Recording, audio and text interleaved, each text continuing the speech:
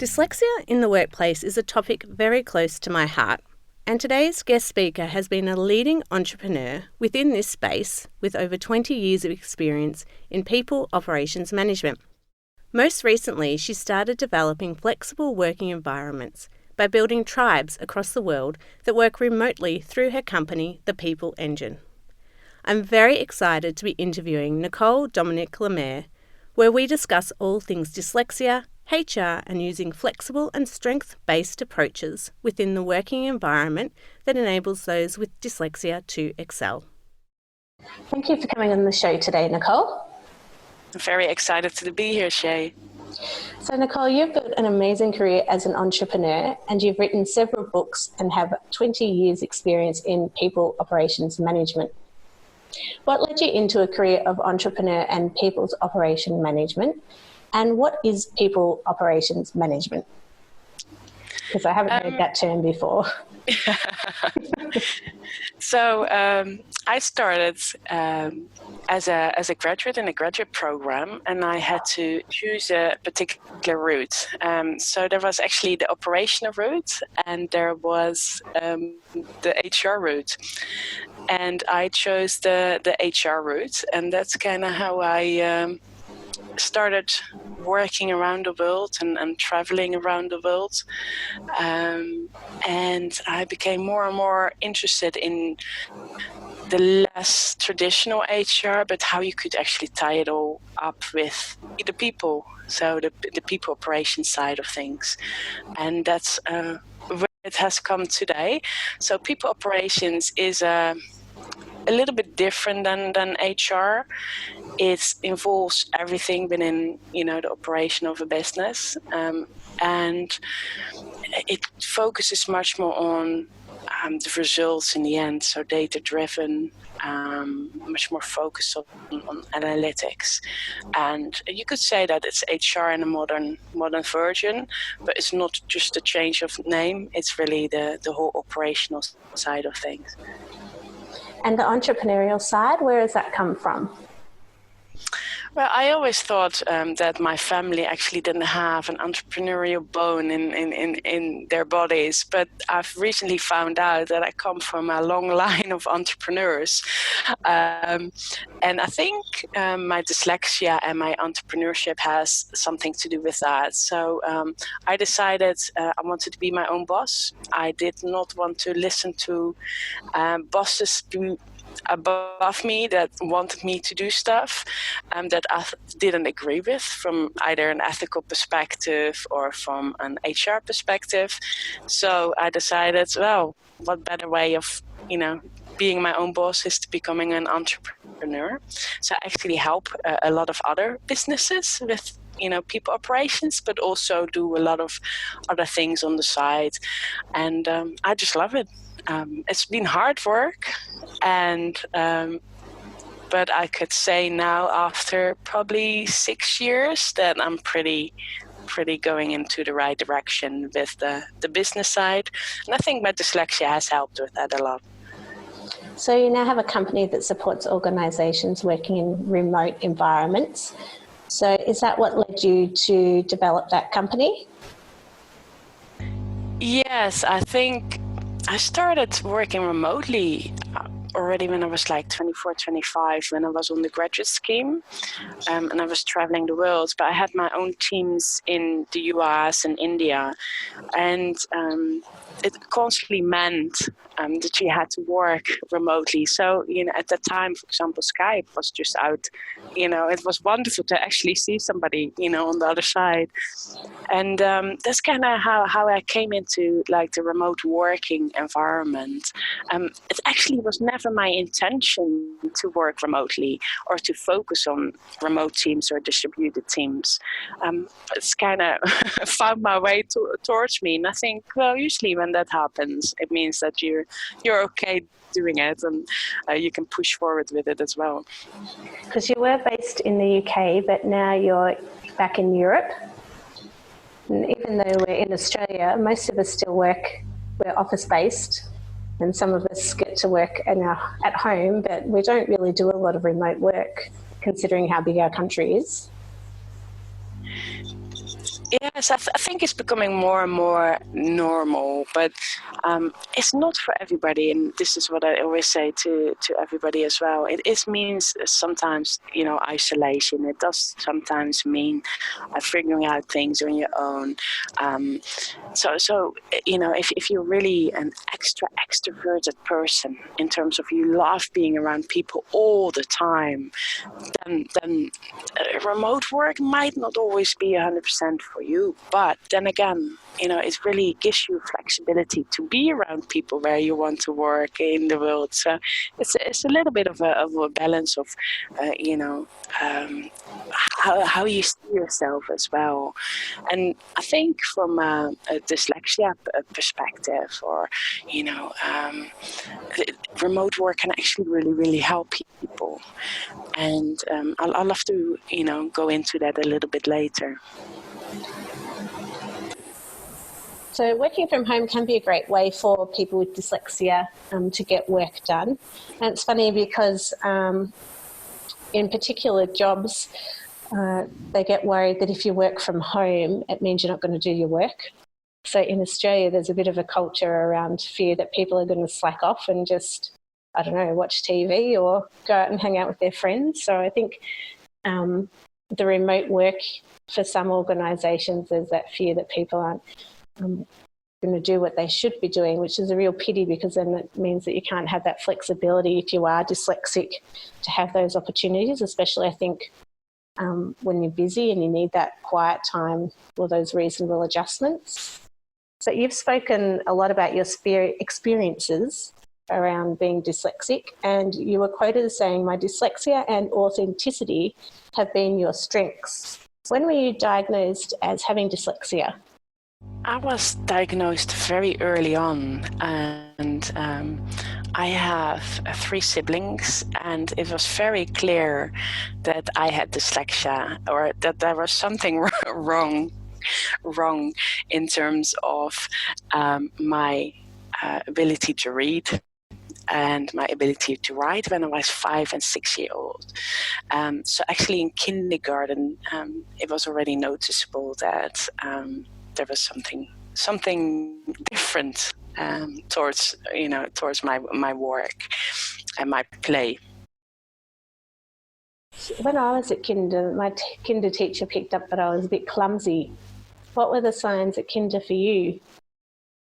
My mum didn't pay any attention though, well, they didn't know back then. So what were your signs? My signs were, well, I think my signs were the reading part. So I wanted, and I got really, really frustrated when it didn't work. And I think that was the first sign, the frustration. So I was, to my teachers, I was pretty intelligent, as a kid. I got things, and like memory games, I did the visual part, puzzles. I did in no time, faster than anybody else. But then when there was like reading apple or tree, it took hours. And I think that's where it was very, very clear that, there was something not 100% similar to other kids. And I think that really showed. So I was pretty cool at, games and visual things, but when it came to literacy and reading, it was just a no-go zone. You grew up in the Netherlands, is that right? That's correct, yes. And so the Netherlands are quite advanced in education and social determinants of health. So did you get, in Australia we don't have a lot of, we're still developing our supports and assessments and early interventions for primary school and school-age children. So did you get access to those type of things straight away? Yes, I think my parents, first of all, were told that I wouldn't go very far. So I had one of the assessments, and I was told, and my parents were told, and I was standing next to my parents. Don't forget the impact of that is that I wouldn't go far, and I would only work at the greengrocers. Now, I love the greengrocers, and the supermarket, but it wasn't my dream job. So I think after assessments, and I remember particularly one assessment where I had to hop around the room to see if I fell down or not in terms of dyspraxia. Yeah. Or I had to do math questions and all that. And for me, I just didn't understand any of it in terms of why I had to do that particular assessment. And I think that's where a lot of things go wrong, actually. And there was a lot of support to a certain extent. And my parents had to pay for a lot of the support that I got because I was so early on diagnosed. And so what was life like growing up for you, going through school and then into secondary school? It was a challenge. I loved all the hobbies I did next to my school. I was pretty awesome at those.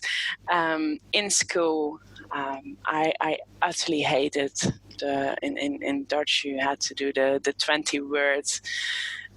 Learning each Monday, you had a test, and I was terrible at those. 19 out of 20 I had wrong, and there was no interest for me to be in that classroom anymore. And although the teachers tried a lot, for me it wasn't really 100% interesting, but I wanted to learn. And I had remedial teaching. And after 6 months of remedial teaching, I kind of had my aha moment. But actually, I wasn't just doing, be at it. I was actually reading a whole sentence. And that was for me, the most wonderful thing ever. So when I was 8, I think, I read Matilda for the first time. Wow. And for me, that was, it was huge. But I don't think it was the remedial teaching from the tutoring perspective. I think it was 100% the confidence that I got from it. And I think that was really important in terms of pushing forward, where I went. In terms of the school experience itself, I loved my school. But I did change schools. And I was very firm that I wanted to change schools. And that wasn't the right environment for me in primary school. So when I think I must have been 9 or 10, I said, I don't want to go to school anymore. I want to go somewhere else. And I actually went to a different school, and I loved it because it was a totally different environment. And I think that's where you see the differences, in terms of environments. And it's exactly the same in company environments. People need to look at company environments that are suitable to them, where they're comfortable working. Yeah. So how is it like learning English? Because for a lot of people with dyslexia, learning a second language can be really very hard, but your English is really, really good. So did you find it hard to learn to read and write in English? English, I was a star at English, and this is, to be honest, the reason why I left Holland and left the Germanic language of Dutch. English, I believe I am probably 90% better at what I do in English than I do in Dutch. Wow. So I would actually suggest a lot of people who don't have English as their first language and are dyslexia, and especially from a kid's perspective, to look at putting their kids in English school. And this is just from my own experience, but I've heard it from quite a few other people, is that the change from language actually helped them. So I flourished. So I went to university in Scotland and I flourished. I only had A's. Wow. And compared to my high school, I'm not going to tell you those grades, but they weren't pretty. How fascinating. I wonder if it would help in English, person speaking English, to go to a different language, whether that would help us if we converted, that would make a difference. Yes, I think there's been done some research in terms of the linguistic impact from dyslexia, but I don't think there's been done a lot of research in terms of that. But I do know a lot of the kids that go, for example, to like an English school in Europe sometimes do have the focus on dyslexia and other needs to help them through school. And is there anyone else in your family that is dyslexic, or was it just yourself that's been diagnosed so far? We had no idea, and I thought I was the only one. So not in my close family, but in the outer family and in the broader and larger family, there are a number of people with dyslexia. And the interesting thing is they all do and are traveling, speak English. So we always all took a certain route in terms of leaving the home language behind and moving over to English. Not intentionally, but it's very interesting.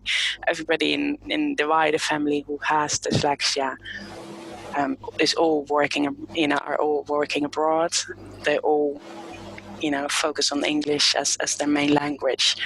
And it's and really interesting. Are they all entrepreneurs as well? Yes, a little bit. I think, well, maybe entrepreneurs, but yeah. they're definitely going towards that direction, yes. They're very independent focused, We don't need help, we can do it ourselves kind of thing. Yes, and I was reflecting on what you said before about wanting to work for ourselves and not for anybody else, and I can really understand where that comes from. Well, I think, people with dyslexia, we're fighters. We are, and not fighters in the sense of fighting with people, but fighting sometimes with ourselves, fighting with frustration, fighting and moving forward with certain things. And I think the path to entrepreneurship is almost similar, and we know we're pretty good at that. So why not try, being an entrepreneur? And it's almost a similar route, and it's just normal for dyslexics and people with dyslexia to move that way forward. And that doesn't mean always it's negative in terms of fighting with. It can also be fighting to learn a new skill, or so it just kind of depends in terms of the entrepreneurship. I think we're pretty awesome at it. Yeah, it's that constant drive, isn't it, to learn or keep moving forward, I think. Yes, and I think that's where neurodiversity is really misunderstood, and because it's invisible. But I think that invisibility actually gives us a lot of power, and that definitely that drive. So I was really excited to have you on the show tonight, Nicole. So it's night here and daytime over there. Because I'm studying HR. Well, my doctorate at the moment is dyslexia in the workplace, because we don't have anything in Australia focused on dyslexia in the workplace, and you've had 20 years experience in working in HR. So from your experience, what are some of the ways that we could be better supporting people with dyslexia in the workplace with their careers, and how they might feel more valued about the work they're doing, and how we could be drawing on their strengths more?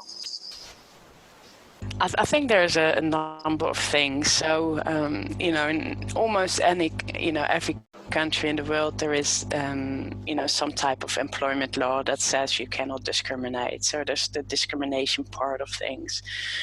But there's also the diversity and inclusion part of it. And that's, specifically focused on the Western world at the moment. It's very, trendy and sensitive. But I think it's all about achieving a balance between the empowerment of a worker and an employee and the challenge. And I think that's where it needs to be like a clearly understood pattern of a strength. So if somebody, is in an organization,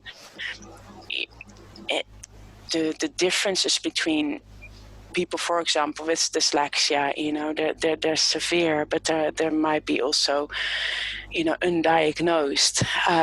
And to have all the people coming into the workforce and with the feeling of being a little bit different, it can impact the team as well. And I think talking about it openly in an organization will help. And having a program, not only about dyslexia, but, impairment, special needs, disabilities, however you want to name certain things, it will help.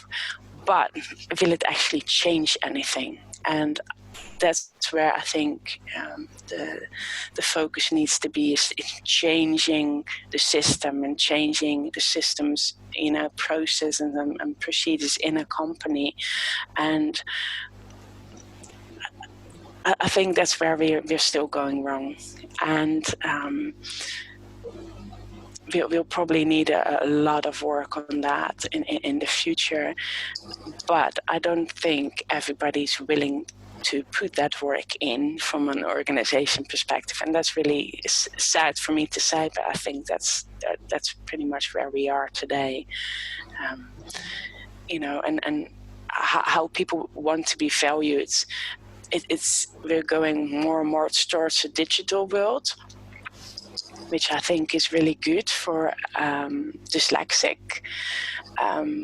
But there's a different support system that needs to be out there from a company perspective to push that forward for people with,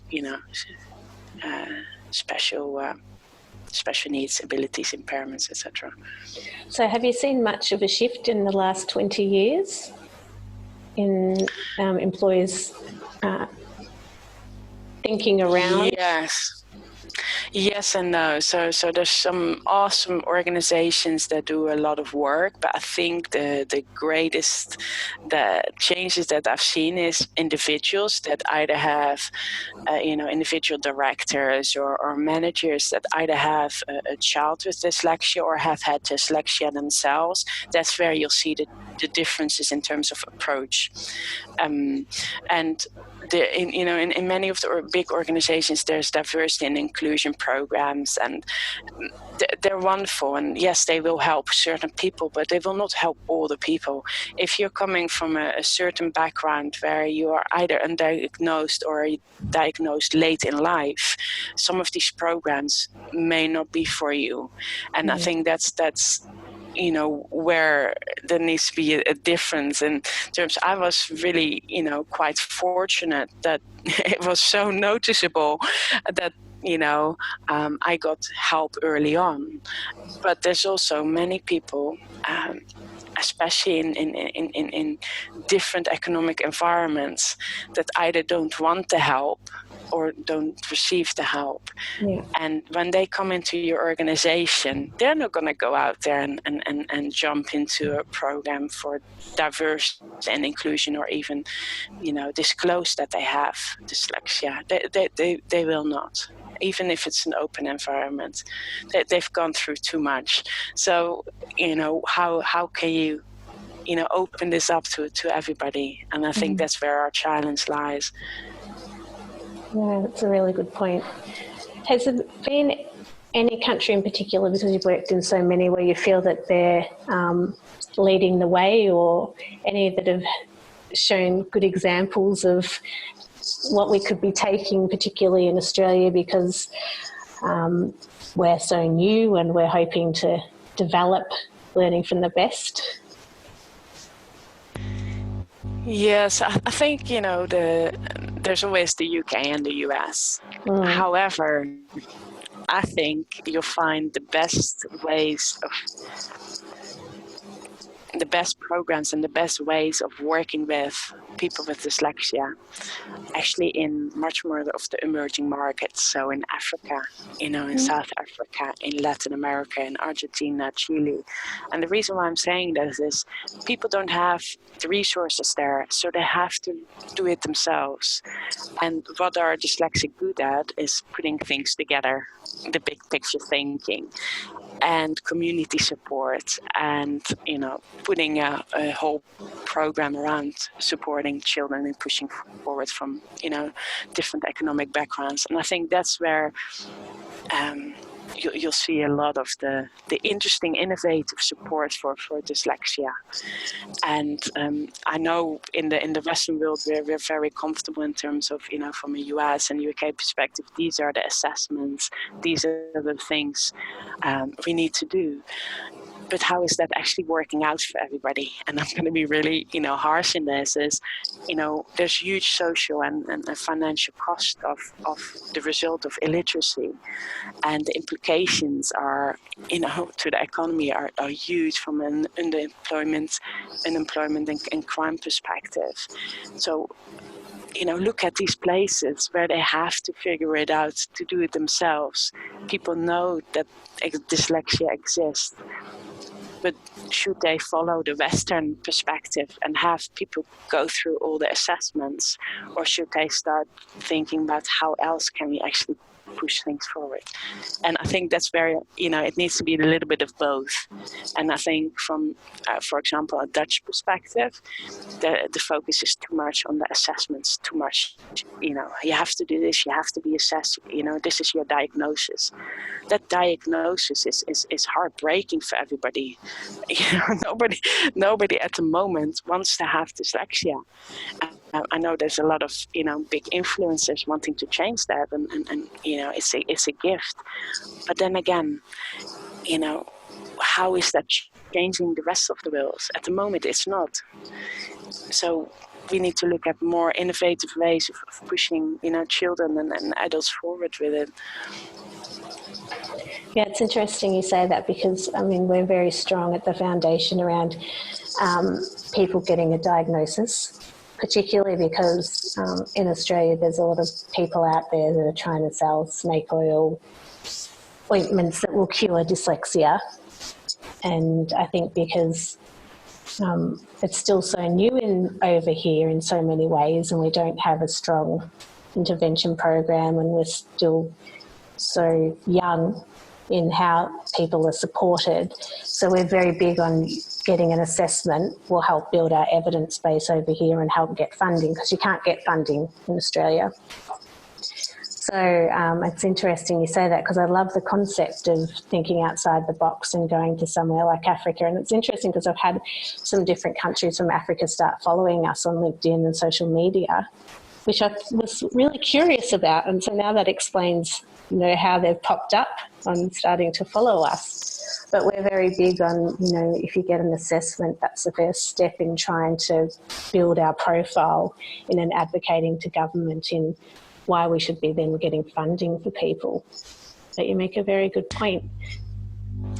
I think, diagnosis is very important, but I think you can only start doing that when there's an understanding of what you're going to do with it. And I've in university, I was surrounded with people with dyslexia who were just diagnosed with dyslexia, while I already had 16 years of experience with it, and the difference was amazing. And these people actually dropped out, and it was heartbreaking for me, and I just couldn't understand why a country would let people down in that way, and why a school system would let people down in that way. And to this day, I'm a firm supporter of people with dyslexia, because of one of those reasons, because of that. And these people were talented. They had it in them, but they didn't get support early on, and giving somebody a computer when they're 18 to help them is not going to change anything, because they had 18 years of not the best of school experience, and it's still happening even with all the wonderful programs in place in some of the countries. So I think we really need to start changing it, and I don't think the solution is always dyslexia is a gift. It is a gift to certain people if you know how to handle it. And I know how to handle my dyslexia, and I know how to use it for the best. People who've just learned that they have dyslexia don't know how to use it yet. They've gone through a not always bright and positive experience. So pushing something and saying either it's a gift or it's a learning difficulty or it's a special needs, nothing is going to change their minds. It's going to take a little while until they understand how to kind of work together with it. And it is a work together with it. Yeah. And anyone that's listened to a number of my podcasts will know that I don't see it as a gift. I've never seen it as a gift. And whether it's because I was diagnosed late in life, like you're saying, or whether, if I'd been diagnosed early and had the type of support you had, whether I would now see it as a gift. But I just find it as a daily frustration and irritation. And another friend of mine who's dyslexic, we both say if someone asked us tomorrow, would we give it away? We say yes. We don't want to be neurodiverse.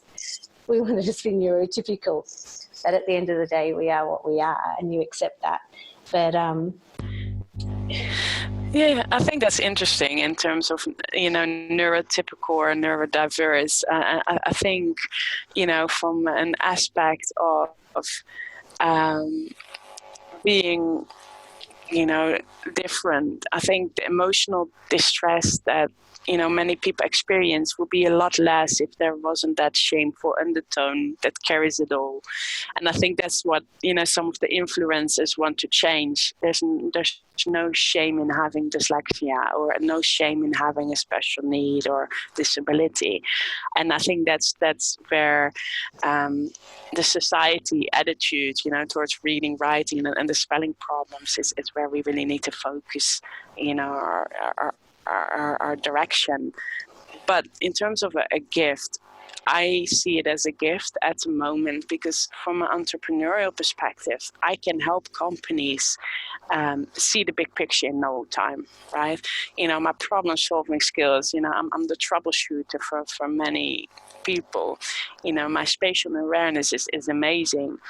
And I think those skills, if you understand how to use them to the benefit of you, but also, for example, your business, I think, it is a gift. But in the meanwhile, in terms of reading or writing, the writing aspect, especially with some of the new apps, that's going to be a big change for many people as well. So I think it can be both. And I think, once I step out of my current role and I run the foundation full time, I may actually end up looking at it as a gift, like you say, because I'll have the opportunity where I'm in an environment where I'm actually shining and getting to use all those strengths that you're talking about, those entrepreneurial strengths, to their full advantage, rather than in a role where I'm constantly doing all the things that I have a daily struggle with. And I think, that's where the foundations work, and with the work you're doing in supporting people in HR, where if we're able to support people in their strengths in the work they're doing and guiding people to get into roles where they can use their strengths, then people end up, having happier, healthier lives, which is what we're trying to work towards. Yes, I think it's all about the well-being of people. And I think a lot of it is, people think it's their own responsibility to deal with it, to deal with a learning disability or difficulty or gift. But I think, in terms of the low self-esteem, the confidence, it's all about that. And focusing on that. I see straight away if somebody, and this sounds really, really, strange, but if somebody comes into an organization, or even, if I interview somebody, I see straight away, if there's either, confidence or low self-esteem focus, and straight away you'll understand, okay, is there something I can do to help that? And I think that's where we need to train, people in an organization to identify that and to work with it and not to judge. And I think that's where the most important thing is not to judge anybody. And it's difficult to do. If I've had many managers and co-workers and colleagues that had to be really, really patient, because I can't explain something in 5 words. For me, it's 50 words or 250 words for me to explain something. I'm a storyteller. I can't do boom, boom, boom. And that boom, boom, boom is crucial in, for example, corporate environments. So how can we train, a dyslexic or to do that, to get those 250 words into 5 words? Or do we have to, or can we still do it with 250 words? And I think that's where the change lies. Well, see, my problem is I'm too short. I don't give enough context. And so I'm too direct and too blunt, and I don't give enough fluff. And so then people think I'm being too direct because I don't have enough words to be able to give the story around it, which is really interesting in the workplace. So I have your opposite problem to you. But that would really go well down well in Holland. I mean, the directness and and the bluntness. We love that. I need to move to a different country. It doesn't go down well in Australia. But I think that's a gift. To be honest, that is a gift. I don't think maybe you see it this way yet, but I think in the next couple of years that could really help you in moving their dyslexic forward. I don't have any doubt about that, to be honest. Not quite a gift. That's pretty cool, actually. My team don't find it a gift sometimes. And it's the way I write as well. So I have to remember in emails, I have to go back and put all the niceties in because I write like I speak. Bang. I think it's just a family trait, not so much a dyslexic one. We're all as bad as each other. We're all blunt. We get it from our dad, who is dyslexic actually, so it could be. So what do you think are some of the biggest barriers facing people with dyslexia in the workplace from your perspective? I think the reduced employment opportunities, I think that's one big issue. I think also the diagnosis, should I tell, shouldn't I tell? Should I disclose, shouldn't I disclose in a country that has that in place? And I think that's where you probably see the not knowing what to do. Is it good for my career or isn't it good for my career to disclose? It's extremely stressful. Do you always disclose? Prior to going out on your own, did you always disclose? I did not disclose until I was 30. But that's really a big but. I did disclose it to the people I was working with. So in a few weeks into the role, I would say I have dyslexia, and it doesn't bother me that much, in English, I think, but maybe they think differently. I don't need any extra bits because I'm pretty self-sufficient, and that's what you learn, dealing with dyslexia. But I do want to say that I do have it. So there's different ways of approaching it. Sometimes you have to disclose, but I don't believe that. I think, you feel and do what you feel, is right for you. And if people come back to you and say, well, you should have done, you should have disclosed this, there's no, nobody enforces anything, depending on the labor law, of course. But I think if you can handle it and you can handle it, you do what's right for you. And if that means disclosing or not disclosing, that's really up to you. And nobody can make that decision for you. But I don't always think still at the moment it's the right way to do things. I think if you're later in your career, I think it's a lot easier to do. But I also know, for example, for clients of mine, there are certain people that never wanted to work with me or don't want to work with me because of the dyslexia, because they can have a fully qualified other person in place. So why do we take somebody with dyslexia? Well, other clients see, hey, Nicole comes in and kind of does everything and she's out again and it's all sorted.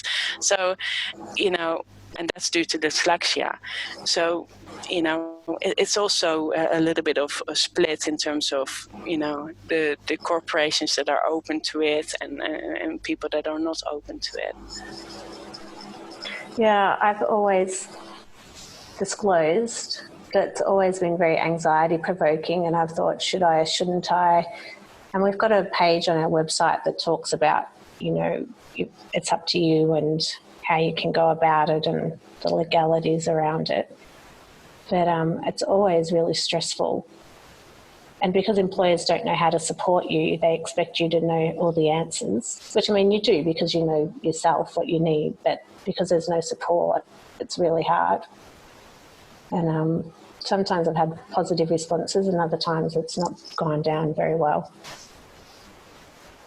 Yes, I think, some people see it as, betrayal. An employee sees it as a betrayal. We've just hired you. We've gone through, 3 months of selection processes. You come out as the best candidate, and then you do this to me, kind of thing. And I've had it all. I mean, in HR, I've seen it and heard it all, and. You have just as many rights as any other person, and they picked you for a reason. So, if you're shown through that selection process and you're at the end of it, it shouldn't make any difference at all if you tell your direct manager if you have dyslexia or not. And I think that's very important to remember, that you should be proud that you got so far and that you got that offer. And if they change their mind about anything, you know what to do legal-wise. We have on our forms, our employment forms, do you have a disability or a physical disability that may impact on your employment when you first start? And I always think, should I tick the box or shouldn't I? And is it against the law if you don't tick it? And I'm never too sure whether if I don't tick it, then I'm not telling the truth. And I think by law I don't have to tick it. But it's all of those things that people, I'm always so worried about. So I can't be the only one that's worried about it when you go for a new job. Must run through, if there's 1 in 10 of us, millions of people's heads when they look at that box. It must create so much anxiety for people. I don't know if you've got the same type of form. Yes, I remember those forms very well, and they're still there. And and nowadays it's a click box, online. Do you need special support or not? And I would. It really depends on how you feel and where you are in your career. Yeah. But I think at some point you need to come clean, and once you start living with it and people know about it, it helps in a certain way as well, because you have that confidence that you did get that job and you did work very hard to get to that place. And if they if they discriminate in terms of not taking you through a selection process because of that, or if they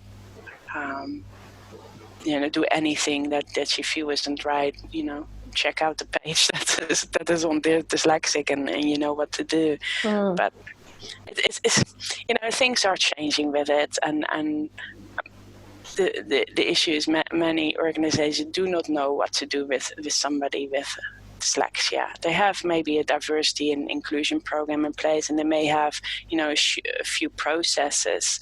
But, I've been contacted many times in terms of saying, well, the company says I have to supply all my own things for this, and I'm not getting the extra time and all these types of things. And, it's difficult because as an organization, you may not understand how to deal with it as well. And I think that's where, as you already showed, I write 250 words, you write 5 words. We're totally opposite in terms of, our expression. And, a manager needs to be able to deal with, maybe more dyslexic in a workforce. But, if a Microsoft and a NASA can do it, any corporation or small company can do it. And I think sometimes smaller organizations are better suited for dyslexic at the moment because they don't see us as different. We are part of the game. They need our skills, and we can push them forward in a smaller organization a lot quicker. So what do you think are some of the ways that workplaces could be better supporting people with dyslexia? I think it's a lot to do with understanding, communicating, and being flexible. And I think that's where the crucial part lies, is the flexibility for dyslexic. And it's not always someone says, okay, here's this process or here's this program. It's the understanding and the acceptance, giving the confidence and playing to the strengths. And at the moment, there's a lot of focus on, competencies and strengths, and not looking at some of the weaknesses. And for dyslexic, it's important to focus on those strengths 100%. And if those strengths go forward, the weaknesses will grow towards strengths as well. And I think that's really where every employer and every workplace needs to focus on, and not to see dyslexia as negative. Some people may not see it as a gift, but it has positive things as well in terms of, helping your colleagues with maybe problem solving, or helping your colleagues maybe seeing, the bigger picture. So I think that's where we really need to look at supporting individuals and not supporting a group of people that have, a disability, special need, or whatever you want to call it. I guess if the workplace focused on everybody's strengths, it would be a better workplace. You're not singling anybody out then, are you?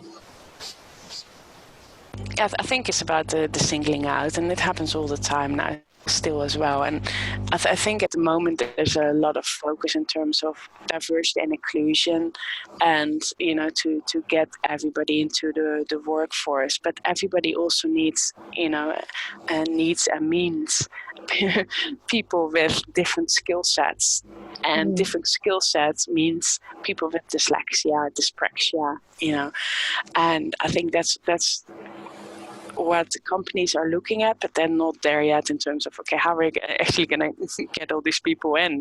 People who speak 250 words or 5 words, how are we going to manage all these?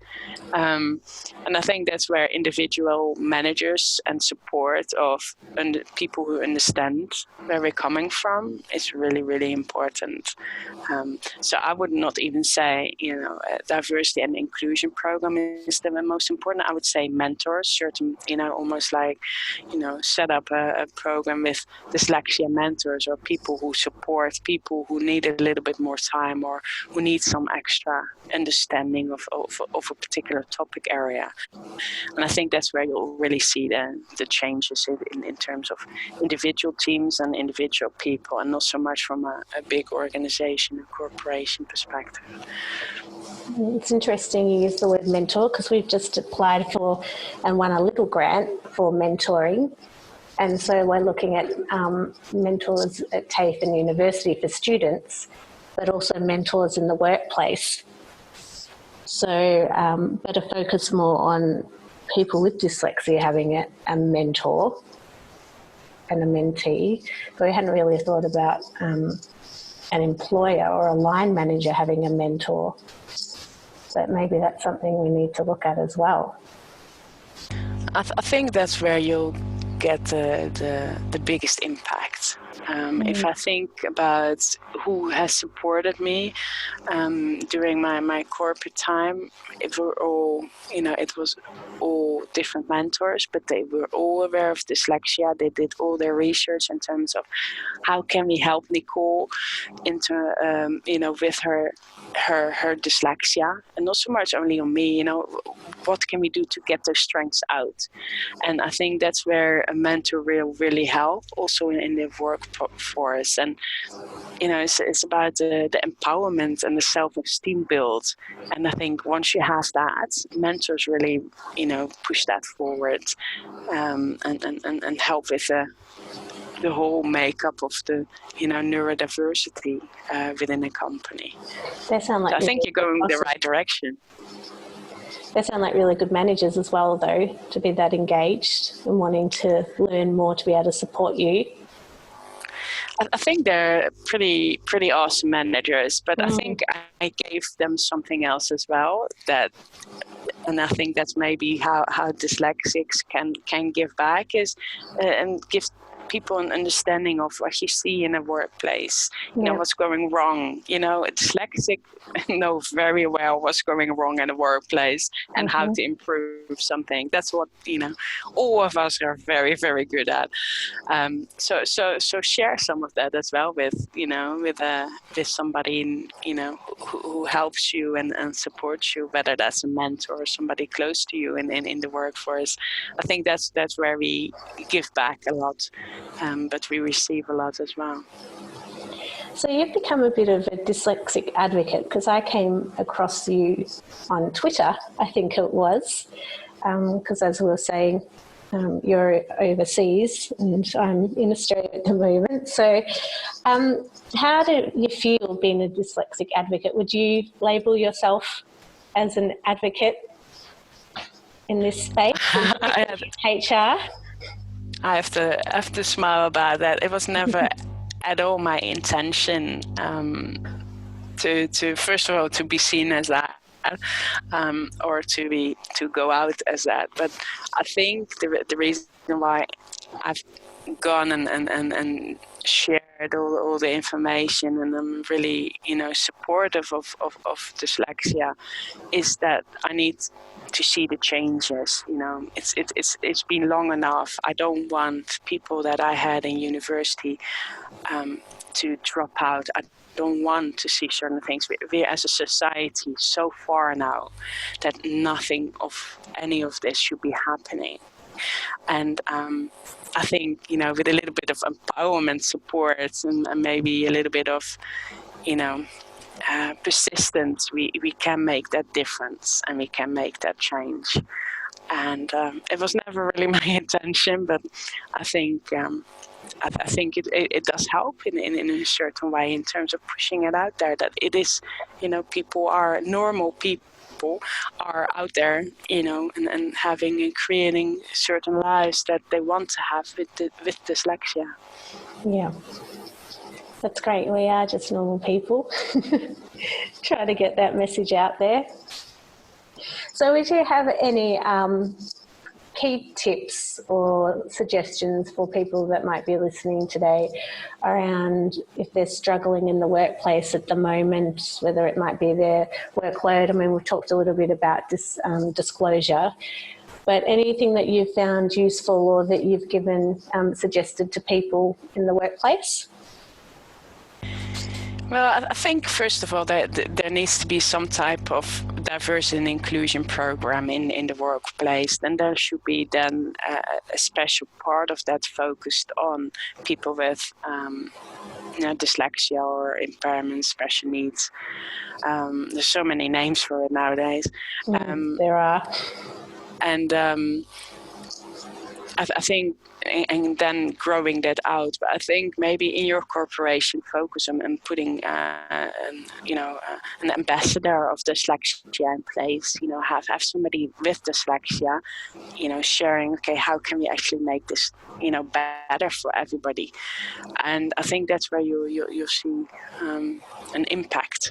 And not by only getting huge amounts of influencers on high levels in, but there's so many people in your organization that you may not even know of that already have something that can help other people, and they're usually really, really willing to help. And it's about creative adaptations, I think, in an organization. So enabling everybody to learn inclusively and meaningfully, and work with strategies that help actually push the business forward, because everybody with a dyslexic mind wants to push a business forward. So it's about respect as well, respect individual differences, and promote good communication between everybody. Well, thank you so much for coming on the show tonight, Nicole. Is there anything else you'd like to say to our listeners before we sign off? Whether you are somebody with dyslexia, or whether you're a parent, whether you're a teacher, we're all the same. We all have a certain strength. We all have a certain skill set. And it's bringing about those things to push your company forward. And sometimes that does mean flexibility, and sometimes that means listening a little bit more and reading a little bit more to get that person integrated into your organization, or in school, or within a family. It's about patience, I think, and enablement. And you need to enable a person with dyslexia and their skill set, and to feel meaningful. And I think that's the main thing I would like to say. Yeah, it is about feeling meaningful and to enable people. It's very important. So thank you so much for coming on the show tonight. If you would like to find out more about Nicole, her company, The People Engine, or her work advocating for those with dyslexia, head to Dyslexic website, or you can find out more about Nicole on Twitter, Facebook and LinkedIn. Also, if you haven't already done so yet, make sure you sign up to our mailing list so you can keep up to date with all the work that we are doing at the Foundation. Head to deardyslexic.com. And don't forget, if there's anything you've heard today that you've found distressing, you can contact Beyond Blue 1300 22 4636 or Lifeline 13 11 14. Thanks for listening. Bye for now.